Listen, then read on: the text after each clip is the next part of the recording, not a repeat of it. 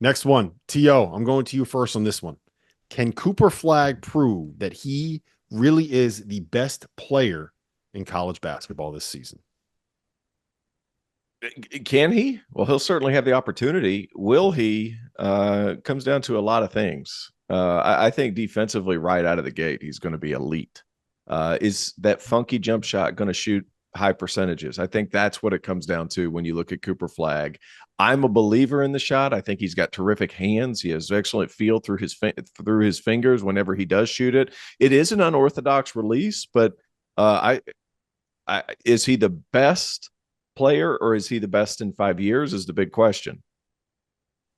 I think that he will impact winning as much as anybody in college basketball this season, if that makes sense, right? Like, I don't think he necessarily has to be the guy where you look at him and say, you're going to get 22 points a game out of him, right? Like, I think if you're just looking at raw stats, you're probably going to be more impressed with what you see out of like a Mark Sears or what you see out of someone like an RJ Davis.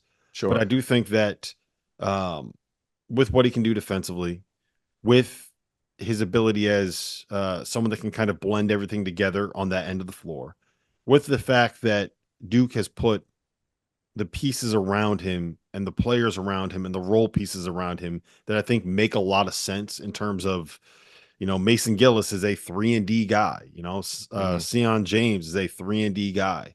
Malik Brown is more of a defensive player than he is just like a 3-and-D guy, but he still shot, what was it, 37% from three last season at Syracuse. Yep.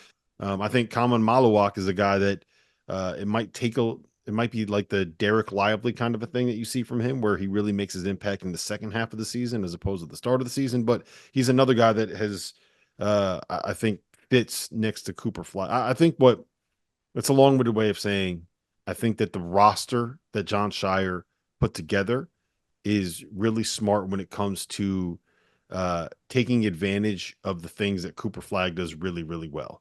And I think that if you know what you're looking at, you're going to be really, really impressed with the way that Cooper Flagg plays. I don't know if that necessarily means he'll be National Player of the Year. A lot of that's going to depend on, will Duke be able to get to the point where they are a national championship contender versus a top 10 team? Because if they're like a top 10-ish kind of a team and Mark Sears is averaging 23 points a game and Hunter Dickinson is averaging 19 and 12, and those are the top two teams in America, like, it's going to be very hard for Cooper Flagg to win National Player of the Year if he's the best player in the country. But I love your point about like his stats aren't going to be as loud as Mark Sears, because what we're probably what we're probably looking at with Cooper is 17, 9.5, 5.5, 2.5 blocks and 2 steals, where Mark Sears is going to be like 23, 8 and stuff like that. It's still great, Fanta. However, a lot of people just stop reading the stat line at points and rebounds. That's my point.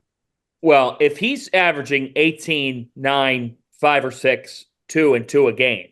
15. Well, okay, so take 3 points off. You get what I'm saying, though. Yes, but that's unbelievable. That's probably not far off from what Zion Williamson was averaging. I mean, I have to go back and look. Zion, I want to say, was 22 points, 9 boards, 2 assists, 2 steals, 2 blocks. I think that's what it was. So look, this comes down to the jumper. If he's able to make perimeter shots, then yes, he'll be in the mix. I believe he's already in the mix. He could win National Defensive Player of the Year. I bet you that there haven't been many freshmen who have been able to accomplish that. Here's the other thing. There's been 3 freshmen all time who have won National Player of the Year. Okay, it's Anthony Davis, Kevin Durant, and Zion Williamson. You combine that, the history against Flagg, with the amount of fifth-year seniors that are still in the sport, the odds are stacked against him. He's the best prospect in basketball. He's the best freshman in basketball. He's one of the 5 or 6 best players in basketball. I don't think he'll win National Player of the Year. I also think the question's totally valid, and it's going to be a huge debate point and a huge talking point. Where I do get concerned is I guarantee Cooper Flagg is going to be a point of daily discussion on many debate shows across the country. We have to be real in how we talk about him and not sensationalizing things if he has a bad game. He's going to have a bad game. And we're going to sensationalize it. That's just Oh, we're going to. We're going to. But us three.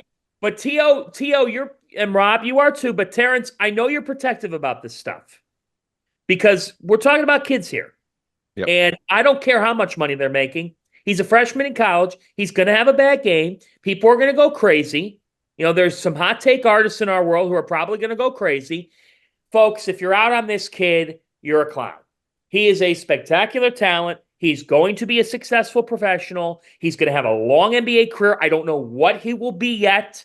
Like, I was trying to think of a comparison. I'm not making a comparison because I hate comparisons because 75% of the time they're wrong, and the other 25% we're like, we'll see.